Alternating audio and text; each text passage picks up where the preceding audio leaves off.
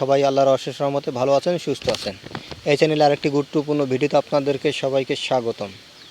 আজকে আপনাদের সামনে আলোচনা করব এসএসসি ফলাফল প্রকাশ নিয়ে।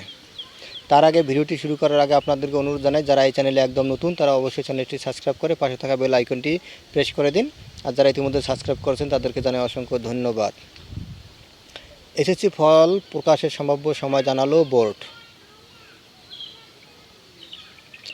চলতি বছর এসএসসি ও সমান পরীক্ষার ফলাফল আগামী 9 থেকে 11 মের মধ্যে প্রকাশিত হতে পারে। এই সংক্রান্ত একটি প্রস্তাব শিক্ষা মন্ত্রণালয়ে পাঠানো হয়েছে। এখন প্রধানমন্ত্রীর সম্মতি পেলেই ফল প্রকাশের তারিখ চূড়ান্ত করা হবে। আন্তঃশিক্ষা বোর্ড সমন্বয় কমিটির সভাপতি ও ঢাকা শিক্ষা বোর্ডের চেয়ারম্যান তপন কুমার সরকার এই তথ্য জানিয়েছেন।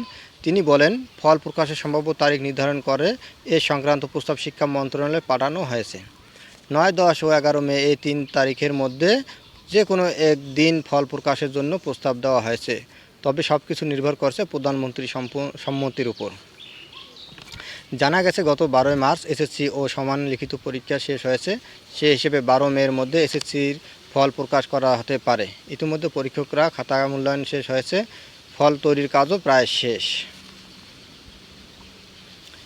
এসএসসি ও এইচএসসির মতো পাবলিক পরীক্ষার ফলাফল প্রকাশের জন্য 3 দিনের সম্ভাব্য তারিখ ঠিক করে শিক্ষা মন্ত্রণালয়ে প্রস্তাব পাঠায় আন্তঃশিক্ষা বোর্ড সমন্বয় কমিটি। এরপর শিক্ষা মন্ত্রণালয় প্রধানমন্ত্রীর কার্যালয়ের সঙ্গে পরামর্শ করে ফলাফল প্রকাশের তারিখ চূড়ান্ত করে। কারণ এসব পরীক্ষার ফলাফল প্রকাশের কার্যক্রম প্রধানমন্ত্রী উদ্বোধন করেন।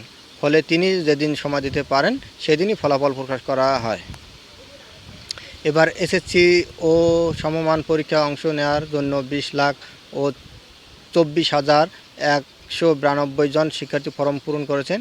3,700টি কেন্দ্রে 29,735 শিক্ষা প্রতিষ্ঠানের পরীক্ষার্থীরা এসএসসি ও সমমান পরীক্ষা দিচ্ছেন।